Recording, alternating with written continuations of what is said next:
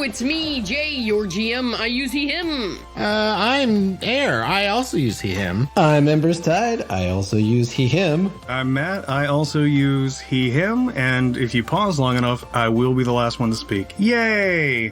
And this is Insight Check, where 4 boys delve into the dungeon of your bad decisions to retrieve the treasure of wisdom. We will get lost and we will not ask for directions. Yeah, we're not going to pull over. We won't take any stops. No. I'm not going to buy a map. Yeah, we're terrible to trip with, really. Did you know there was a time where you might actually stop at a gas station to buy a large piece of paper that was folded up in an intricate way and covered with lines and graphs, not unlike a map of a D&D adventure? It was called a map, and it was used Oh, God, I do remember actually. in lieu of GPS. So, Embers, you said you had a special song prepared for Dungeon Crawl, right? Oh, God, you set me up. So let's just skip Dungeon Crawl today. We don't need it. Embers showed up with a song, apparently prepared. A song in his heart. Great song. And I'm going to hype it up as much as I can. And I've been watching a lot of cartoons instead of doing anything that might lend to any kind of vocal skill whatsoever. So this is really the combination. A lot of modern cartoons do have songs in them, though, so... You know, maybe sort of osmosis of talent. It's a recent innovation in cartoons. Music. Yeah. They got audio now. Wow.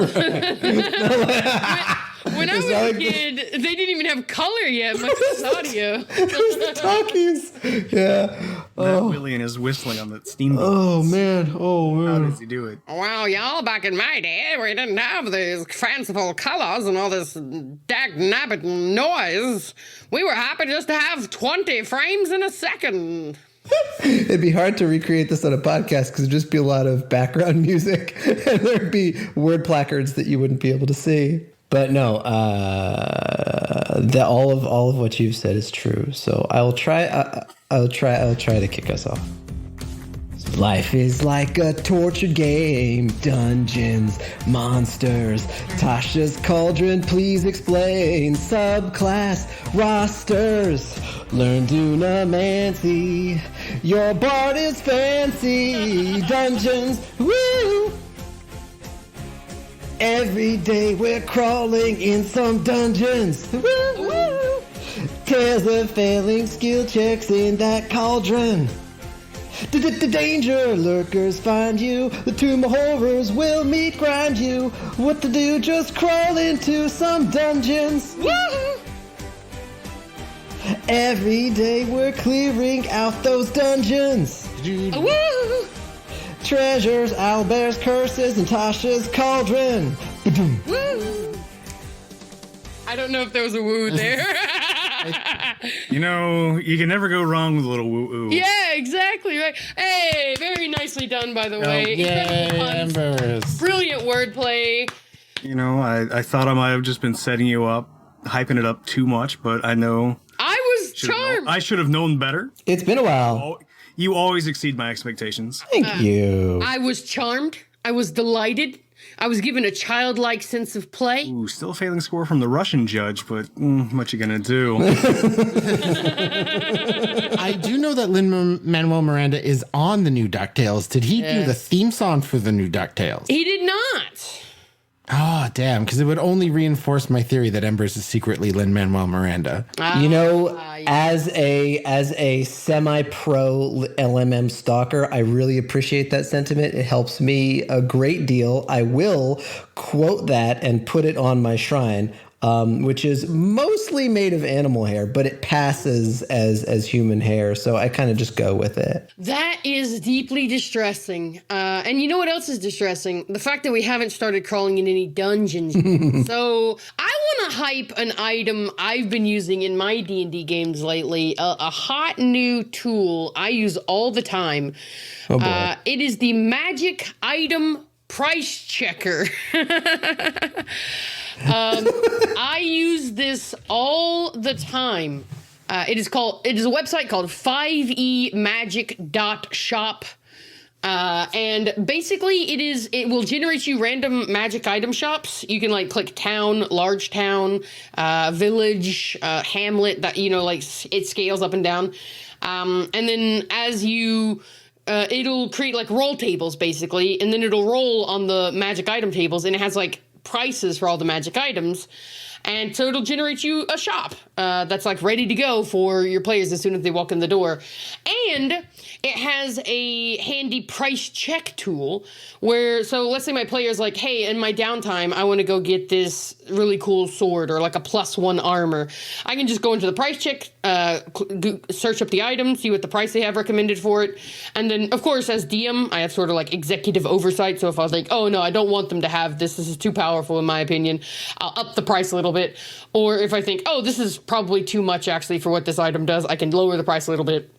But it gives me a good starting range. And generally speaking, I like the prices they have for things. I mean, a lot of stuff is really expensive, like 16,000 gold, you know, but a lot of magic items are also very strong, and you don't want a party to have 6 or 7 helms of teleportation. That's rad. Yep. Take into consideration the regional economics of the area, or coupons, or... It actually does have a slider. It does have a slider. You can adjust the markup or the discount. Ooh. So you can actually, like, say your players have a 15% discount at the shop, you can slide it to -15, and then it'll mark off the price on all the items for 15%. Which is also because if you're in the midst of like a parlay or a negotiation, and you roll some sort of check, or you do some sort of spell, or you do some sort of persuasion technique. You can set a DC, like say, and using that, you can just quickly make these adjustments on the fly. It's very handy. That part I really like. That's useful. Yeah, so this week, I mean, obviously, come on, what else are we going to talk about? Tasha's Cauldron of Everything. Come on. It's the elephant in the room. Say the name of the book right. Tasha's Cauldron of Tasha's Pot of All the Stuff. Tasha's Pot of All the Stuff. Thank you. So, like, there's absolutely no way we can cover everything in this book in one podcast. The hell we can't. Let's go.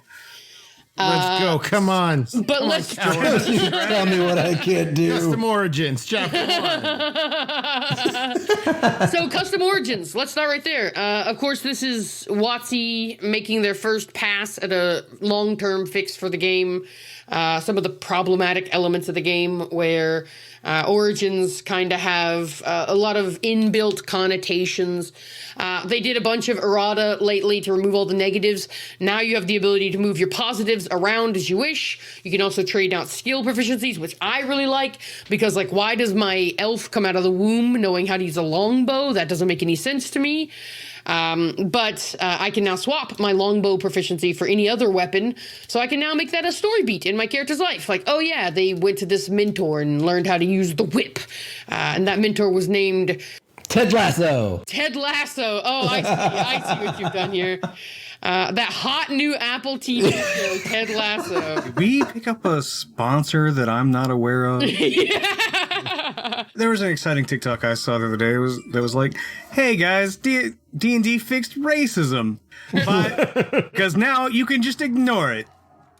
Yeah. Oh. Right, like it's not like it's totally not a 100% solution to the problem, because all that stuff in the Volo's Guide to Monsters about orcs still exists in an official D&D product, so it's still bad.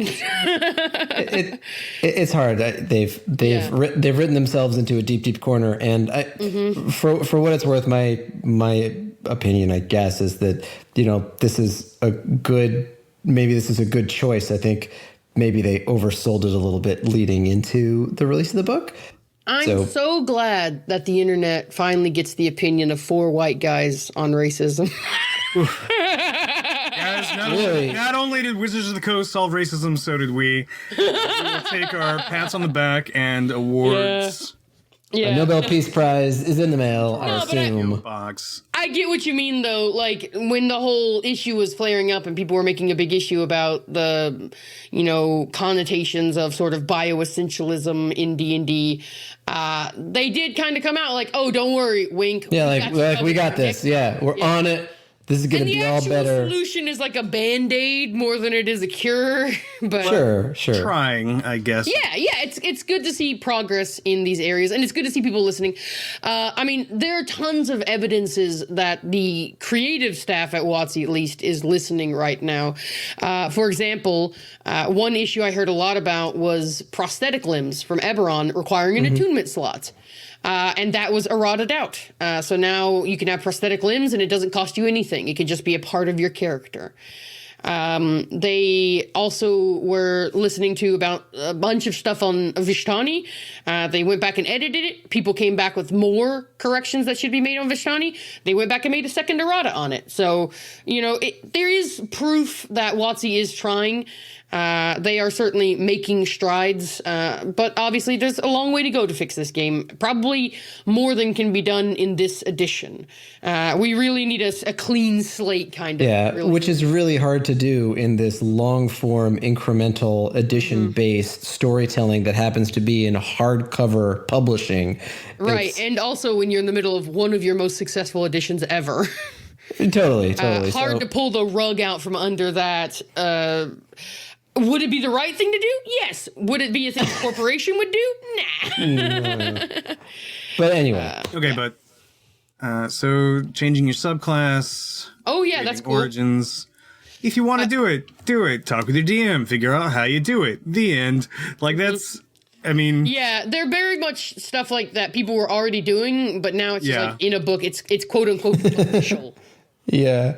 I think some DMs do need it to be like official before they'll let you do it. So it is nice to have it in a book. Like Adventures League or whatever, where they have chosen to play by even an additional extra set of rules that get to sit floating atop the already copious rules. That done. Classes? We got so much stuff choose an here. artificer. Oh my god. Artificer. It's here. It exists. It's slightly changed from Eberron. It's core now. It's core D&D now. It's no longer Eberron content. They even included lore for where it sits in the Forgotten Realms. Oh, yeah. There's also a great picture of Vi.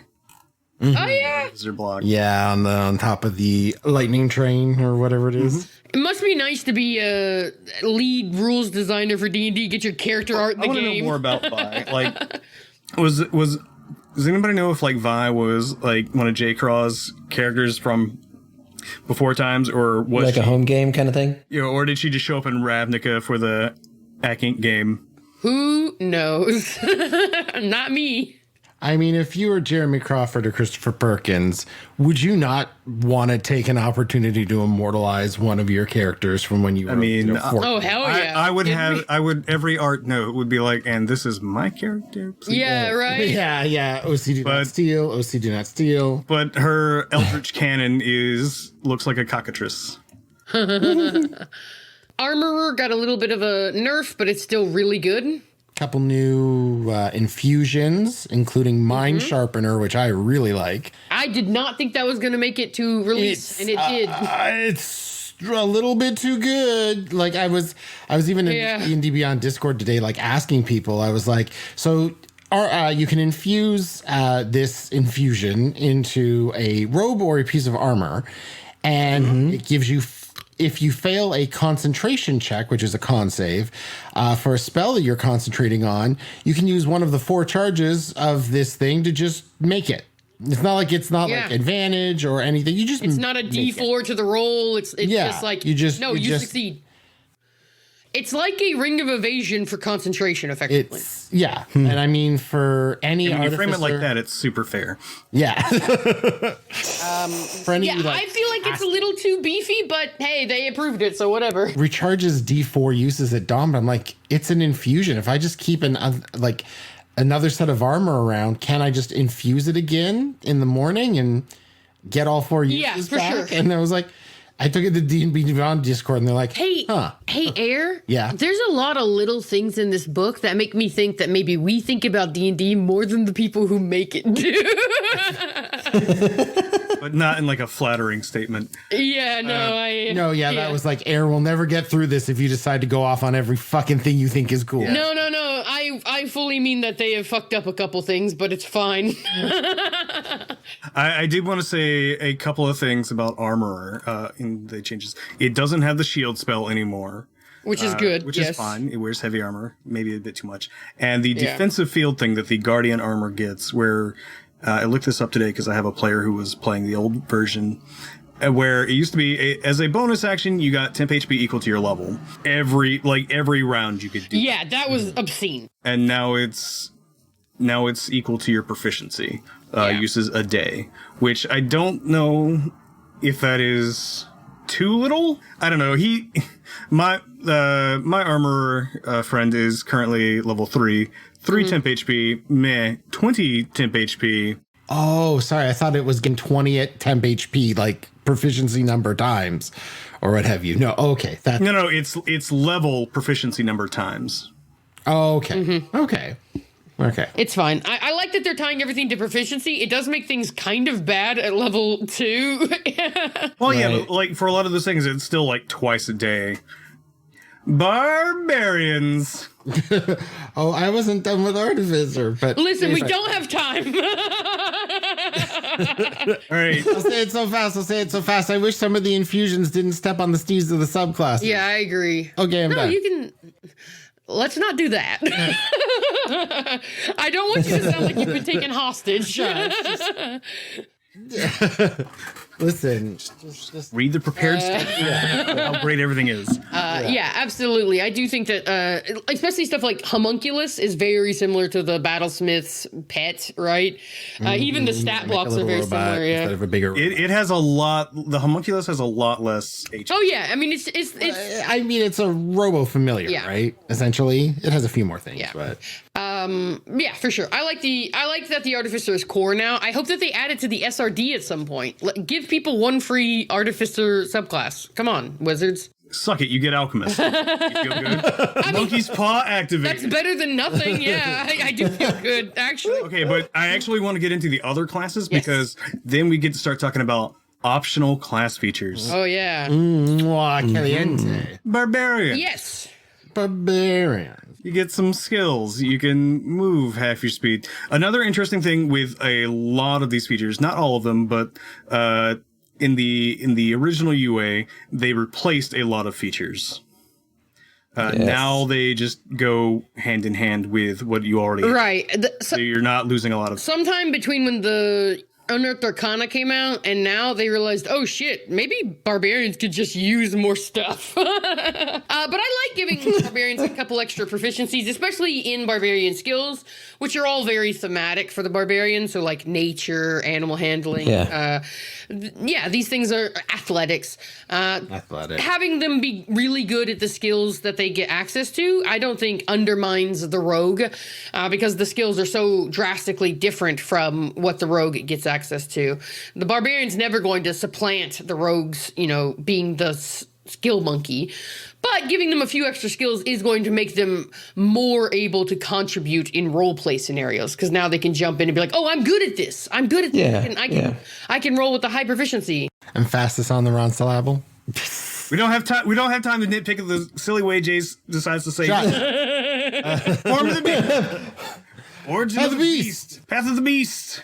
Be a werewolf or wear dinosaur? I don't know. What's the tail? This one came out pretty unscathed. I always envision scorpions. What? This one came out pretty unscathed from Unearthed Arcana. I actually think disagree. I actually think the tail is better now than it was in Unearthed. The tail is better. The bite is worse. Claws are unchanged, and they all work with having a shield. Yeah, so it came out pretty unscathed. Nice. The bite used to be just a heal every round. Now it's that was your con, and now it's your proficiency bonus, but only if you have half your hit points, which is a weird decision to make at the beginning of battle when you rage, right? But whatever. The tail, the change there is that it's still reach, but now it's only a D8 instead of a D12. But you can use a reaction to add your AC like roll a d8 and add your AC to that. Yeah, so it's basically just a shield spell for barbarians. Which they clearly need. Even a change of 1 or 2 AC can be huge. And this is mostly beneficial to that's big. low-level barbarians who have lower armor class because they haven't had the time to put the ASIs into their stats yet to get those unarmored defense builds up again. So I think this is actually really well thought out because this fixes a flaw in the barbarians design where they have that unarmored armor class, but they're not really able to utilize it until about level 6 or 7. Right. And the tail just lets you utilize that unarmored AC right away. And that's thematic too. I think it's great. I think it focuses the flavor in a good way and smooths out the power curve across levels a little bit better. And then the rest of the features are pretty much unchanged from the UI? Yeah. Wild Soul Barbarian is so fun. Excuse me, the Path of Wild Magic. Yeah, I have one of these in my Saturday game, and we've been having a great time with flumps randomly appearing out of the chest of the barbarian, floating over to a place but and now, exploding. So here's the thing. They don't... So any of the... Like, there were only a few in the old list. For people who don't know, when you rage, weird stuff happens. In the old list, there were a handful of things like the flumps flying out and hurting random people. A lot of the can't hurt your friends and yourself things have been changed. So, like, your flump one now, basically, on your turn as a bonus action, you can basically make a little ghostly flump or pixie, your choice, appear within 5 feet of a creature, and then it will explode and everything in that area. Yeah, you just create basically a little ghostly bomb that like floats over somewhere and then goes off. So it's a very controlled wild magic. Yeah, for a d6 of damage. There's a really great one that's like a laser comes out of you, and you get a bonus action fire. You get a bonus action fire this laser on your turn every time, and it's very good. Like, it's actually really strong. I was just going to ask, having actually a wild soul or now wild magic barbarian in your party, are they popping rages just to get these effects now, or like will they pop multiple ones so they can, I don't like this ridiculous thing. I want to. Well, so here's the thing. Like later on, like your 10 and 14 are, you can use your reaction to switch to roll again, and then at 14 you roll twice. Okay, but we can't go through every class feature. No. But I did want to say one thing. And the first time in this book, and it shows up a few other places, it asks you to roll a D3. Sure does. That's in the official rules in the player's handbook under the dice you use for the game. The D3 has always been with us. Yes. Tell me about the D3. What do you do? What do you do for? I use a D6. A 1 to 2 is 1. 3 and 4 is 2, and 5 and 6 is 3. Does the DMG actually suggest that? Yes. Like, I mean, that's about the way I would go with it, too. Leave you in the dirt. We're going to bars. Extra spells. Yeah. What up? So here's a weird thing that didn't make it from the UA. And so the Artificer does include spells from Xanathar's. Yes. But all the other magical casting classes did not seem to get the spell, like, any of the extra spells that came from Xanathar's are not in Tasha's. Yeah, they've definitely limited it to PHP and Tasha's, which I'm assuming is so that it can comply with PHP +1 for Adventures League. So that way they wouldn't accidentally require 2 books when Adventures League only allows you to have, or it wouldn't accidentally require 3 books when the Adventures League only allows you to have 2. Artificer does what, I guess? Well, I mean, Artificer is all in this book now, right? Yeah, but its spell list includes things from Xanathar's, is what I'm saying. Oh, yeah. Well, I mean, a spell list is a little bit different than a bonus spells list, right? Ugh. Yeah. TLDR, it's a thing I hate about Adventures League, maybe most. Clerics. They get cool optional features. They get Blessed Strikes now. Did you want to talk about Bard? Like the other Bard stuff? Okay, sure. Nobody cares about any of these Bardic colleges? Creation, Eloquence, they're there and stuff happens. Yeah. I mean, Eloquence, okay. Creation, that's great. Eloquence is definitely the inspiration bard. Like, we have the bard that's focused on spellcasting, which is lore, and then we have the bard that's focused on, like, attacking, which is swords and... Valor? Valor, yeah, Valor bard. And now we have a bard that is basically focused entirely around the concept of inspiration. Eloquence is all about ways to use your inspiration, get more use out of your inspiration, pass your inspiration on to other allies. I think that that's really cool. Just to step back 2 seconds and talk about their optional class features. In addition to another thing you can do with your Bardic Inspiration, if it restores hit points or deals damage, you can add your inspo die to those. College of Creation is just you make objects, and sometimes those objects can like come to life and do fun things. Bardic Versatility is the other one. They get at 4th level, and this is going to be a very common one throughout, where basically at the levels that you get ASIs, you can switch things out pretty easily. Your spells, whatever you have for expertise. Yeah. At Matt's recommendation, I just started watching Kubo and the Two Strings, and Creation Bard, definitely. That was the vibe I was getting from it. That's a great movie. It is a great movie. A technical achievement, the likes of which will never be replicated again, and also beautiful. Because it was a huge pain in the ass and also very expensive. Worth it. Okay. But it was clerics. Worth it. Additional spell list. The only thing I have to comment on this is like, how did clerics never get power word heal? That does not make any sense. It seems like a very cleric spell. But now they get it, so that's good. Also, Summon Celestial. This is the first of these summon spells. They're all over the place now. And they are... We'll talk about them when we get to Magic, I guess, if we ever get there. You know who did have power word heal? Bards. Yeah. What? It boggles the mind. So now they have Harness Divine Power, which lets them burn a Channel Divinity in order to get a spell slots up to half their proficiency bonus, rounded up. So at proficiency bonus of 5, you would get a 3rd level spell. This is better for paladins, but it's still useful for clerics. I was just going to say, depending on your domain, you're either never going to use it or you're going to use it all the time. Cantrip Versatility lets you swap out cantrips whenever you get an ability score improvement. Blessed Strikes lets you basically get the benefit of both Divine Strike and Potent Spellcasting, but slightly different. But it doesn't go up to the 2d8 at 14 like the usual one does. Right. But you can apply it to either your weapon attacks or cantrips. So... So it's the best of both worlds, but not like the best at either world. And this is one of those that actually replaces a feature. So this is one where you get to pick either Blessed Strikes or Divine Strike or Potent Casting, whatever your class gives you.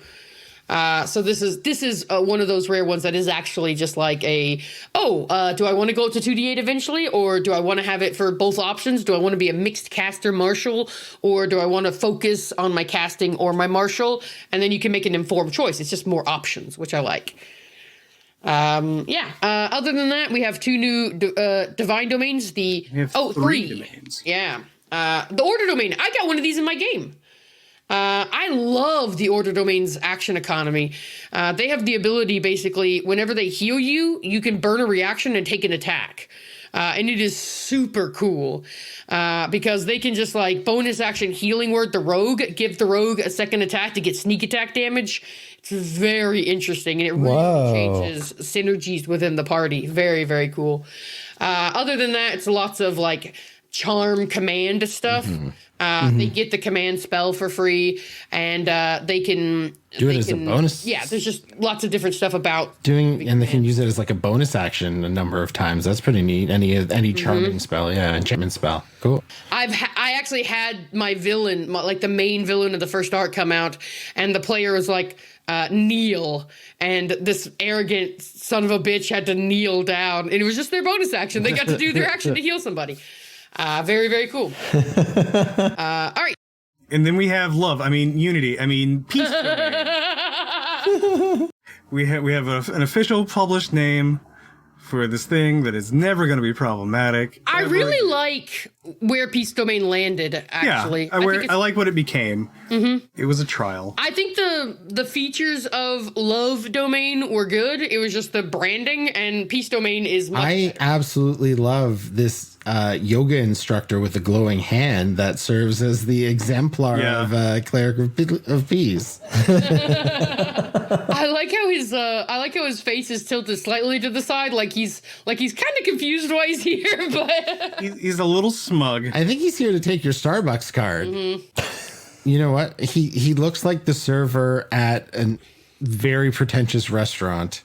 He's just asking. This is like the hand gesture of let me lead you to your table. Let me show you our assortment of farm-to-table cheeses. Then we have the Twilight Domain, which is just like Darkness, the cleric. Which is, hey, a much very different art. Like the art style is just very different. Yeah, but it's so good, isn't it? It's so good. Great Goddamn. art. Such a beautiful. All throughout. In case we don't mention this 100 more times for everything else, all of the art in here It's is really good.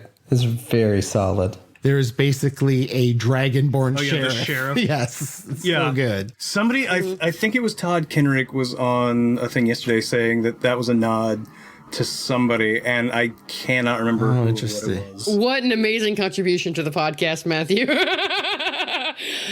So a guy definitely said this is a reference to something. Well, like it is like that Dragonborn is somebody's character. That dragonborn is somebody's mother. Every dragonborn you see is somebody's son. You know, you got to respect the sanctity of life. So I will say one thing about the Twilight Domain is I don't think they get to see in magical darkness anymore. You can, they can share dark vision around, but there's no. Yeah, it's just But dim light. it's not and seeing. darkness. The sphere moves with you left for 1 minute and until you're incapacitated or die. Whenever a creature, including you, ends its turn in the sphere, you grant the creature one of these benefits. They can gain. Yeah, Nope. yeah, but you have a bubble, but it's just a bubble. Yep.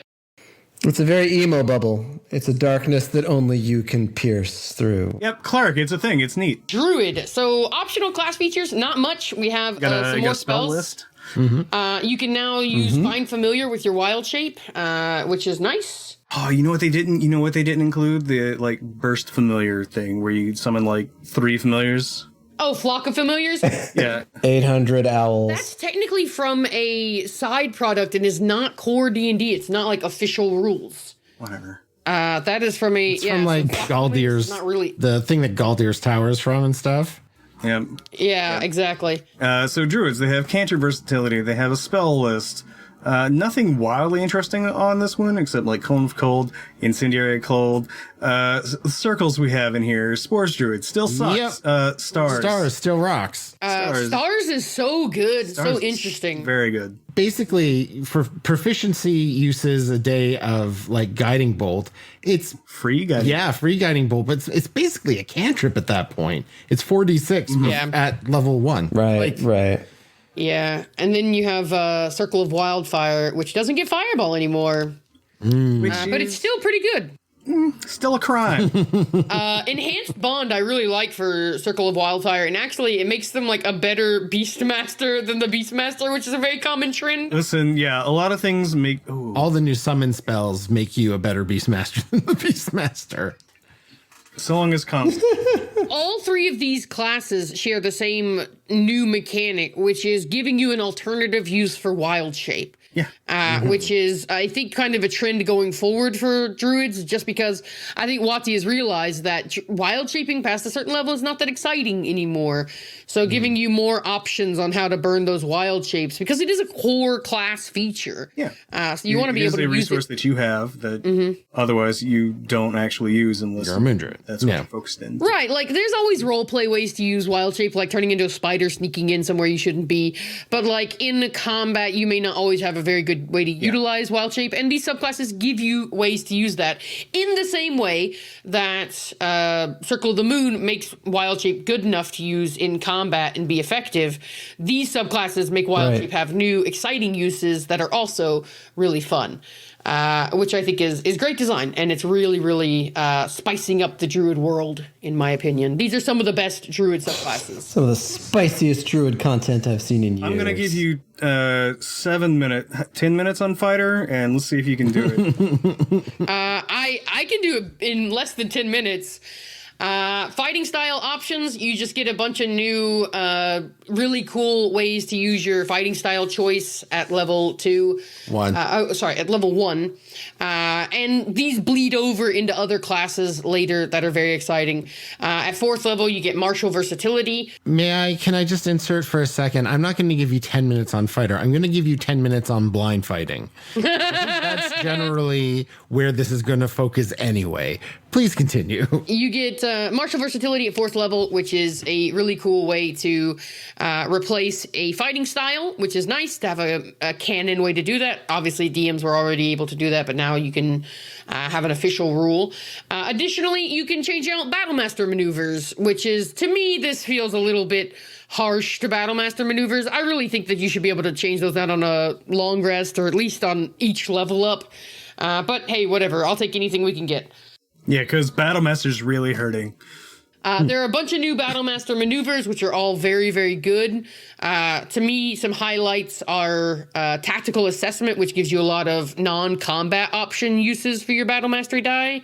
Bait and Switch, which lets you... So basically, you get to take a creature, let them spend 5 feet of movement, and the movement doesn't provoke attacks of opportunity. Then you get to roll your superiority die and add that to either your armor class or their armor class.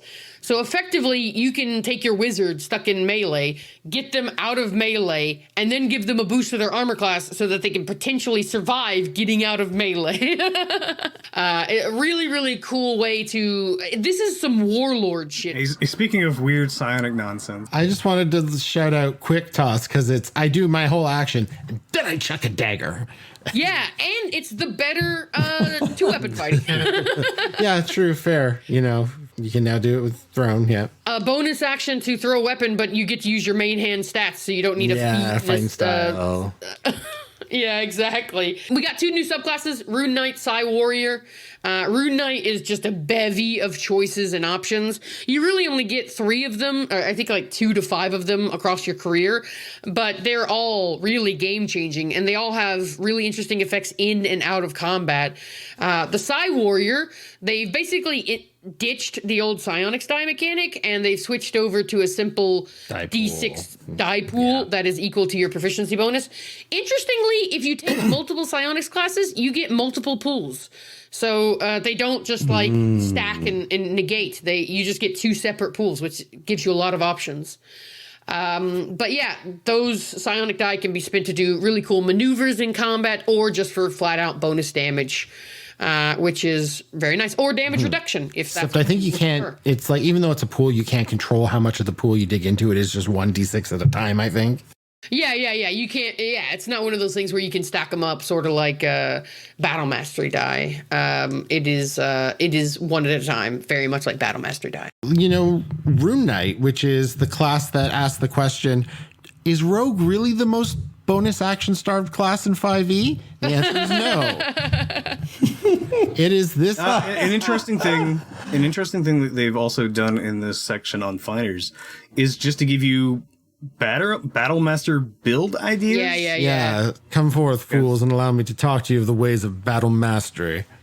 Yeah, I really like it though, because like I think that people underestimate how much versatility there was in the Battlemaster maneuvers, and now with even more maneuvers, you can get a lot of builds out of a Battlemaster. Plus, one of the new fighting styles is getting maneuvers. Yeah, no 2 Battlemasters are alike, in my opinion. Like, you can really differentiate. Fighters in general, really. Yeah. But yeah, so other than that, the last thing that I think is warrants mention here in the Rune Knight is that with the amount of runes that they offer, I think that you could probably play 4 or 5 Rune Knights and not run out of interesting combinations of runes. This is a class that I think warrants repeating play. Like, this is a very deep class, sort of like Battlemaster. So I'm really, really happy to see the fighter, which was just so starved for good subclasses, finally get another great option. All right, did I beat your challenge? Just over 5 minutes. Yeah. Oh, crushed it. All right. Nice. Monk. Respectable. Let's go into Respectable. So Monk is amazing now. I mean, You know you're lying, but You're joking. It's okay. But I really did not appreciate how much some of these things can help them. So Dedicated weapon means if you're starting like as an ye old elf or dwarf where you have weapon proficiencies you weren't able to use as a monk, you can now, so long as the weapons aren't heavy and special. But i.e. your long swords, your battle axes. Yeah, your warhammers. Your versatile D10. Yeah, two-handed weapons. Key-fueled strike. So key-fueled attack at third. If you spend a key point during your action, you get a free bonus action to do an unarmed strike or a monk weapon attack. Which combined with focus aim, they get at fifth, where they can spend 1 to 3 key points to get double that as an add-on to an attack roll. Turns them into some really nice sharpshooters now. I've been playing around with a lot of monk sharpshooter builds. Another great benefit to this, and I know you always brush this aside when I say it, but this is a really nice patch for the elemental monk who really struggled as a monk. Being able to use burning hands and then get to take an attack with your weapon or your unarmed strike on your offhand, that just makes them better in general. Like, now they can actually cast a spell and make an attack and potentially get a stunning strike in, which is just gonna, again, make the elemental monk not suck as much. Right. It just adds a lot of utility to that build. The key part there is as much. Yeah, for sure. They're still not great. The wildly changed Mercy Monk, though. Oh, yeah. Not wildly, but I was saying it in our Discord the other day, where it had this weird dichotomy between like good, evil, yin yang vibe to it, like basically the poisoning, the healing, and they kind of like leaned back away from the dark side of it, and so you're now much more of a healing monk than. I think that you're very well split. I think that they really nailed that dichotomy. Every single feature gives a benefit to both harm and it went 50-50 to like 75. I disagree. I think Hand of Harm is really good, and every feature feeds into making Hand of Harm even better. I think that you're right. The level 11th one that makes it free is a good one. You're right. Level 11 makes Hand of Healing and Hand of Harm free for your attacks. All monks should just have free fucking features. Yeah, for sure. Nothing should cost key. And then you also get free poisoned on your Hand of Harm eventually, which I know won't affect undead, won't affect devils, but it's still a nice free stat debuff. Yeah, like I was a little disappointed because I liked the idea of the weird aura. Yeah. But I don't hate this by any stretch. Yeah. It's just different than what we had. Yeah. I think it just hits a little bit of a different. And now for things that are different, and I do hate them now. Way of the astral self, yeah. Fucking rip in pieces. Yeah, rip in pieces. Pouring one out on the stoop. I haven't had a chance to actually read through and check the differences on this one. What's the downer? So they lost their extra attacks. They previously they were basically like 3 main hand, 4 offhand. Now they get 1 extra offhand attack. I thought they were like 6, and now it was 6 attacks, 3 for your action, 3 for your bonus action. Either way, now you get 1 less attack, which is a bummer. Additionally, but I mean, other than that, it's still a pretty cool class, and there's still a lot of interesting things to it. Being able to basically monostat wisdom certainly helps the monk, who is kind of a multi-stat class. So being able to just focus on getting that wisdom up, that wisdom raises your 2-hit, your damage, and your armor class. That's going to be really nice. And stunning strikes keying off the same modifier. Wow, bueno, quality of life. Exactly. Yeah. So it's still not terrible, but it's just not as really awesome as it was when it came out in UA. It had me excited to play a monk, and now I'm just like, okay. Let's keep pushing through. Paladin. Yeah. Optional features, not that much. A little bit expanded spell list, not a Cantrips. Cantrips via fighting style. Yeah. Well, interesting you should say that. They do add some interesting new fighting style options for you. One of which is basically pick some cleric cantrips. Oh, that's awesome. Pick 2 cleric cantrips. So you can go like a more castery paladin. Rangers really get it too, just from the druid list. From the druid list. So, druid rangers win. That's very synergistic with the Oath of Watchers, which I see as kind of a more castery paladin as well. Yeah, and then you also get the same cleric feature that lets you burn a channel divinity for a 1st to 3rd level slot, depending on your proficiency bonus. I think this is more impactful for paladins because a 3rd level slot translates to basically like a Nova strike of 4 to 5 d6 of extra damage. That's not ever anything you're going to snub your nose at. Even at the high levels of play, those third level smites are going to be really impactful. Extra fighting style options, great. And then martial versatility. You can change out your fighting styles as you level up now, which is going to be just more options. And then you can change your sacred oath. Nope. I lied about it. I swear this for the rest of my until But I'm. you can't change your sacred oath. No, but the versatility part is changing your fighting style. Yes. I want a paladin who changes oaths every level. I've always worshipped blah blah blah. Yeah. Right. So, you emit an aura of, the Oath of the Watchers. You're just basically like a planar paladin. You are a paladin of, like, that. You hate that. There's that weird shit out there, and you fucking hate it. Yeah, you abjure the extra planar. You are not about that life. You're not a time cop, you're a space cop. It's a paladin who gets counterspell. Oh, yeah. Your spell list is pretty interesting. That's meaty. Your channel is very much about, hey, are you from another plane of existence? Fuck you. Folks, we tried our best. Eyes bigger than our stomachs. We could not squeeze all the blood from this stone in a single episode, despite our best effort. So we're gonna call it quits here, and we're gonna just keep plowing through Tasha's on another episode, because there is just so much incredible content here. That cauldron is deep. The cauldron is deep.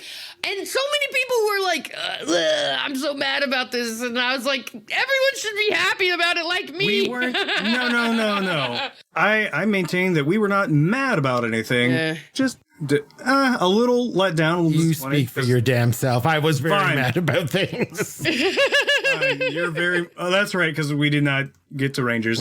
But I was not mad about anything I've seen. Just confused by choices, and I don't get excited about anything in the way you do. Yeah. Much to my own heart pain. Yeah. I don't know. I just like. I really think that. I think it's very easy to fall into the trap of Unearthed Arcana, where you read all this stuff and it's super exciting and cool, and then it comes out later and it's not as exciting and cool, and you can't help but feel like a little let down. But like the only way to combat that is to just like understand when you read Unearthed Arcana, it's like reading fan fiction, right? None of this stuff is ever going to be canon in the actual show. These gays will never kiss, no matter how much you want them to. And in the same way, these class features will never make it through testing, even though you think that they totally should. And so you just have to like let it go. You're starting to get me going. No. But we're going to continue this conversation in another episode, because let me tell you, there are some feelings in this Discord. I can feel God in this Arby's tonight. Thank you everyone for listening to this episode of Inside Check. We've got a couple people we want to thank. First, Vince Swept for our intro and outro music, Never Stand Alone. You can check them out on Bandcamp or YouTube or basically anywhere music exists on the internet. We also want to thank Burnham at BERNUMMM for our social media branding and super cute cartoon faces that adorn our Twitter and etc. We want to thank you, the viewer, for checking us out and enjoying our show. And if you did, please leave a comment on the old Twitter. Leave your questions, your cues you might have. We are a little shy on cues right now, actually. We had a plethora for a while. Obviously, we've got Tasha's to get through, so I'd love for us to come out of the other side of Tasha's with a whole bevy of cues to look at. So if you submit a cue, don't put it in a fleet. Mm-hmm. Yeah. Definitely don't. It's not a fleeting thing, that's for sure. This is just a shout out to Leap, our dear friend Leap, who is fleeting hard, and I'm disappointed. He was an Instagram user for a bit there, so I think still is it's a natural transition for him, right? And as always, we're reading the book, so you don't have to. This was Inside Check.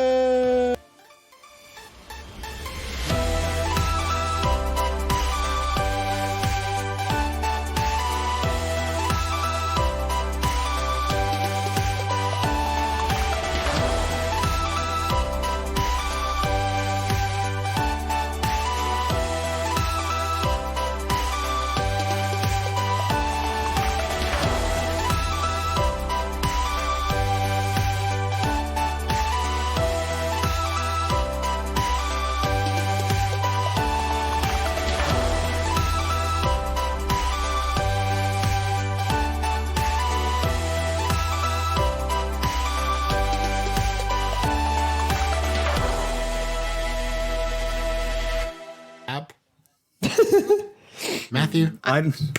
What is What's the the sound of one hand clapping? I'm doing it. I'm doing it right now. I'm doing it right now. Yo, Lise, listen up.